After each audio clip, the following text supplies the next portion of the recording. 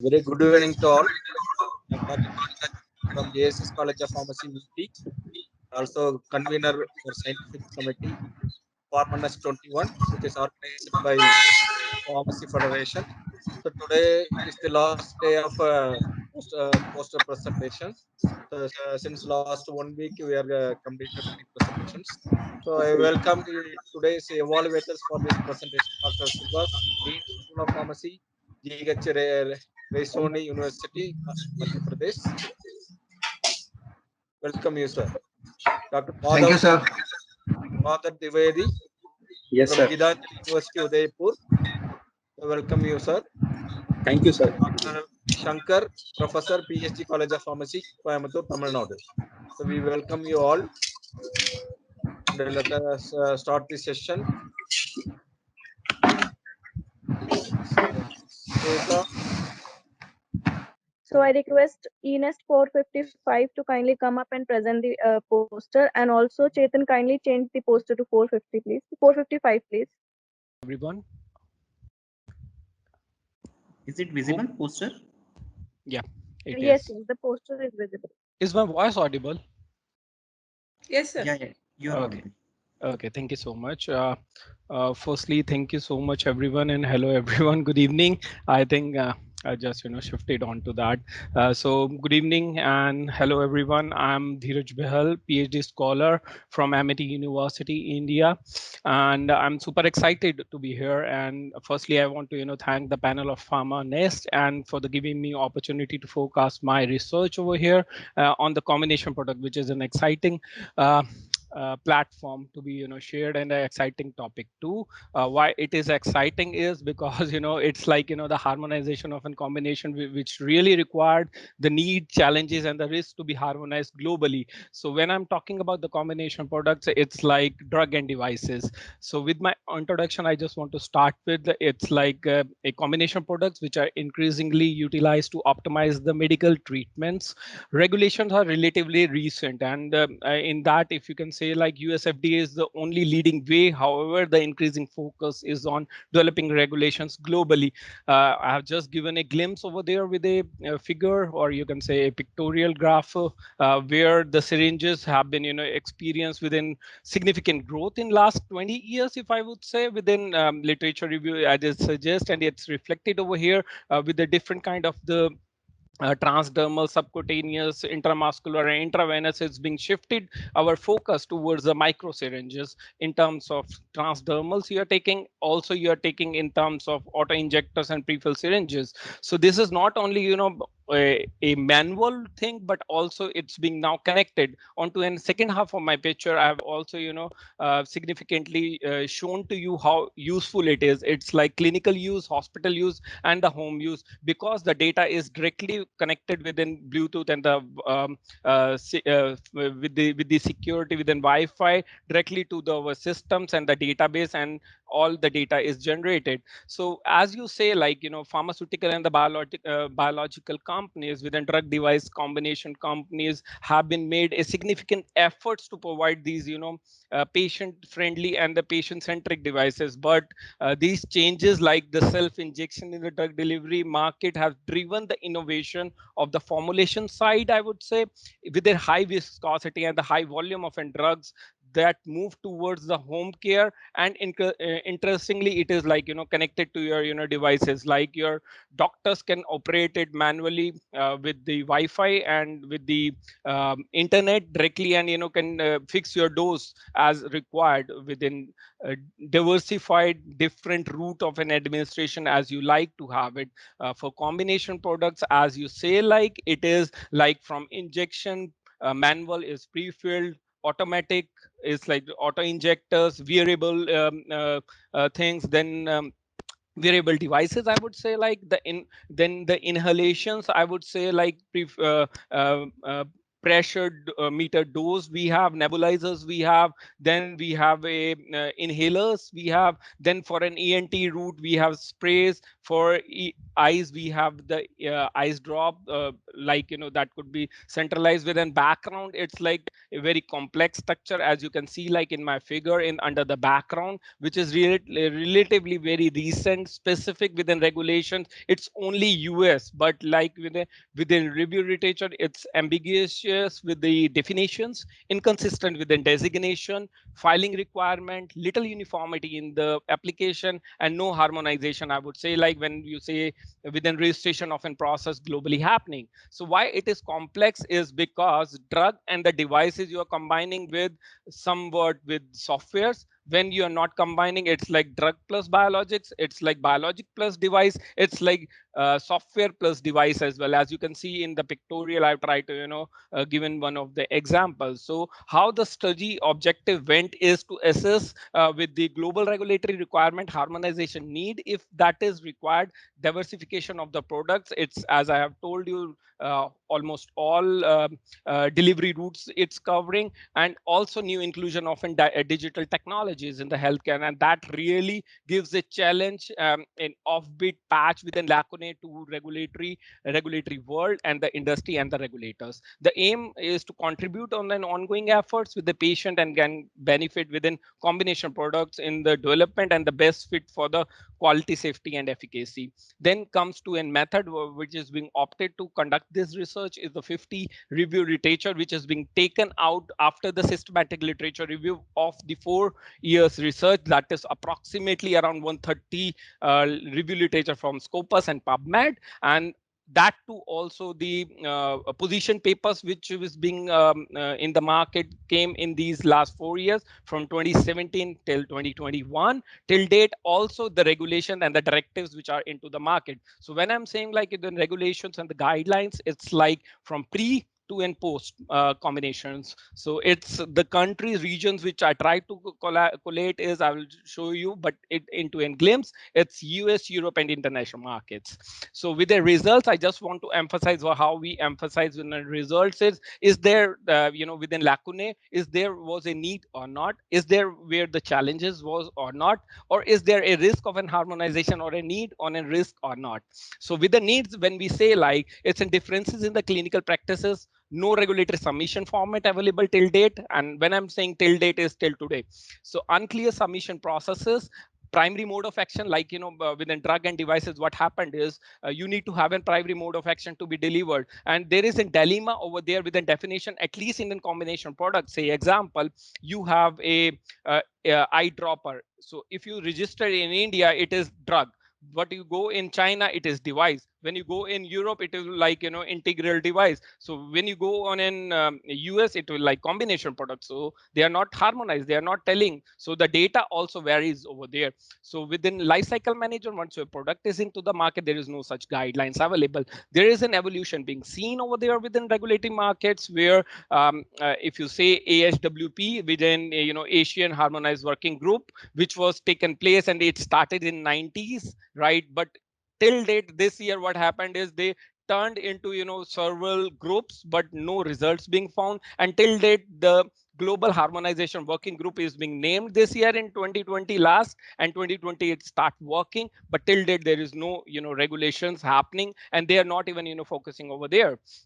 So for an example, in Europe on 26th this May, it's MDR 117 happened, but in after Brexit and Swiss exit happened. So they are not following it. So they are happening.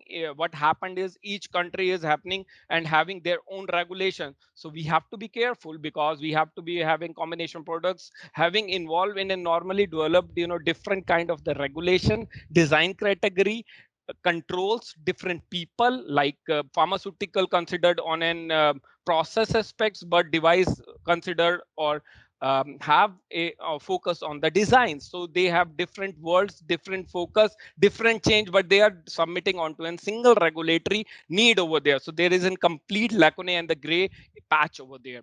So the challenges are to determine the primary mode of action. As I told you, the leading agency like an OCP, that is Office of Combination Products, which we have in the US, but unfortunately not having any others. But yeah, there was few opportunity, and there were few leading happened within Malaysia Health Authority and the China one, but it's still into a vacuum, right? So no harmonization guidelines, no common challenges within DHF. That is, DHF is in drug history file or in platform device. If we have a history, we can use the same device again for an new innovative products, but we cannot have it because we again have to submit again with a new regulation, new data. We cannot use it because DHF is not in place like in US having. So also, device requirement, verification, validation, traceability, UDI, there are lots of things which is being, under and highlight over here where the challenges are. Then the no clear quality requirement, like, either we need to follow ISO with device,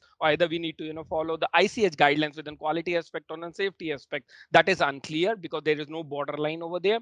Then the conflict happening around within pharmaceutical and the device world, that is the bigger inconsistency and the document rationally what need to be required. So if we don't have a regulation, we don't have a directives available, we cannot conduct the innovations. We can have it only in the labs, but who will say, like, this is a global product? US will say this is my product and this could go as an innovative product, but Europe will say no, this is not, because that you are not fulfilling the guideline or a regulation over there. So complete ref patch over there within pilot to a pivotal, it's roughly a idea only. The R&Ds are working right now. CGMPs, GDPs, and GCPs are really not in place. In terms of combination products, yeah, differently you can have it in place. Change unfamiliar territories. Then the regulation timelines, like, if you have drug plus device, if you go for an submission, each department will take their own time, so it will double x the time duration and the innovation, and the patient will suffer at the end.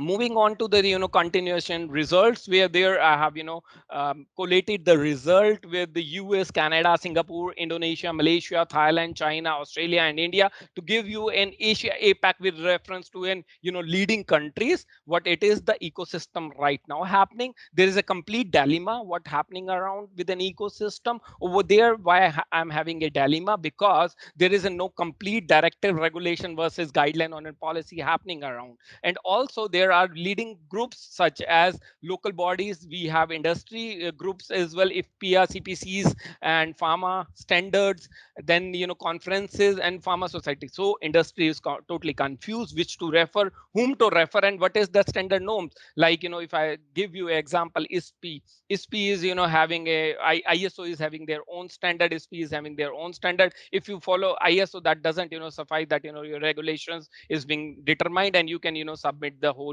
area or the data, or you will get the submission thereafter from and pre to and post. Then coming within definition and chart, if you refer to have definition, it's only having, but it's into a development even in Canada, US, Australia, and there is no regulations being or in definition available in India. Particularly within PMO, that is primary mode of actions, it's not available, it's on in development. So if you see, like in a committee, CMC, manufacturing, life cycle management, regulation on a combination product, you will see more crosses. That means it's not available or under the development. Coming to in conclusion, what it's happening around and what it concludes to have it in place, biopharm and medtech companies are really facing an impact on this headcount within even within inclusion of a new world of a digital with a expertise required separately, and the delay happens within digital solutions as well to market it in place. And also pre-filled syringes are being now considered as a next platform for the vaccine to be having in place, like the COVID-19 we have. So we have a rough patch within micro needles that's going to be into a market maybe next year, with a that needles are hypodermics that dissolve when you put it on your skin. But yeah, there is no regulations. We have a Zydus one, where the inhaler spray is there, that is into our phase 2. Still we don't have any definition in India, but it's still into an phase 2. So each country is having their own, and Zydus is even facing issues to having that submit into an international market. So without taking ado, I'm just concluding within our research what we had: different approach of combination regulation, challenges for development, and approval time that increases the number. So that means if patient need to have an satisfaction, comfortable, or an dose accuracy, deliverability, that will lead to an time alignment and a development on a common quality guidelines and regulations that play a vital role for an beneficial. Like I told you, that there are lots of around 6400 as per our research is being under development products of a combination products, but still it will lag behind within lacunae within global submission. Then reducing the duplication efforts, we can increase the compliance, increase the quality, and can availability and reduce the cost of the R&D, and also for the companies of the industries where patients will be benefited, right? So at the end, I have also provided the references of, there are lots of references I had. So I have referred to EMA, US FDA, and one of my article, which is being submitted this year in April month with DIA. So this is all I have, and I try to emphasize each one of them. So sorry if I was very fast enough over there within marathon. Still, yeah, I'll happy to answer the questions, and I really want to thank the platform on Pharma Nest and everyone on the panel who have decided and shortlisted my poster. Right. Thank you so much, and I'm open for the questions if any. Thank you, Dheeraj. Now Yeah. I would request all the evaluators to kindly come up with their questions. This was Shankar, and this drug device. Okay, so now in India, now only we are developing. Last 1.5 years back, only they brought the rules separately for the medical devices. So a lot of aspects have to be harmonized. This is not going to happen in a day or two or in a year. So a lot of Absolutely. yeah. So Absolutely. Good evening, sirs. Thank you so much for raising that question. Let me tell you the bit of a background over there. Okay, so first inhaler came in 1950 into the market in our patients. Then we have a transdermal in 1970. Then we have early the connected devices in early 1990s, right? So we have around 15,000 products of combination products right now globally into the market. Okay. Second, coming to your point with an India perspective, yes, the MDR 2017 was published. Okay, you will be surprised to know all the devices right now in India has been considered as drugs, not devices. Okay, so if you going to submit, say example, a because I have submitted myself, even in my last 11 years of experience, I have even encountered. So if you have eye drops, if you are submitting in India, it will consider a drug. So if you move to China or Malaysia, they will consider that as a medical device, because that is a meter dose, right? Each dose or each drop of the drug is being precised over there, right? So that is device over there. So if you move with an integral and a non-integral, there is an huge way of a rough patch, right? There is a definition of a rough integral versus in non-integral. Then in Canada, if you grow like a kit having a vial, a syringes, or a cartilages combined together will be as a kit considered as a combination product in US. But if you go in Canada, they will say this is not combination product. What I'm telling you is the current issue paper, which is being already into the public domain into right now. If you open like into Canada FDA, it is really open, and they say cross-label companion diagnostic are not combination products, but they are considered combination product in US and Europe. When you go in Europe, you will say integral and non-integral, but when you say in US, they will say only combination product. So each definition, regulation, policies, directives will change country by country. yeah, So what that is happened? that is the regulatory aspect of each and every country. So that they won't come and compromise, because that we have rest of world countries. We have, what is that? TGA has its Australian government has its own guidelines. US FDA has its own guidelines. Exactly. All these things we cannot change, and they will have their own guidelines, and they won't easily come for harmonization also. So only thing is for that only. It is there. So sorry to interrupt in between, but let me tell you, with drugs, it's like ICH Q8, Q9, Q10, Q11, Q12, which give you a privilege to have it in place, your product into the market, more than 24 countries. That includes European, US, and all. But in combination product, it is not. The reason behind is two different worlds, device and drugs, and they are not, coming into in one patch or in one platform. And that is what the lacuna we picked to have in place, and where we are suggesting it. And even the lots of associations, ISPI, EMA even have considered this recommendation, and very soon, like I have told you, the new guideline have it in place. The transition after 10 years in EMA have been imposed on 26th of this May, right? 26th of this May has already implemented, although there is no guidelines, but they have promised to have in another transition to have it in next 1 year, where I have already, proposed and given my suggestions over there with my due acknowledgement under the guidance of my guide and code guide, Harikesh Kalonia and Janin Jamison from Sweden. Yeah, thank you. And it will take some more time. Thank you. Thank you. Thank you so much. Thank you so much for your inputs. It's really valuable. Thank you.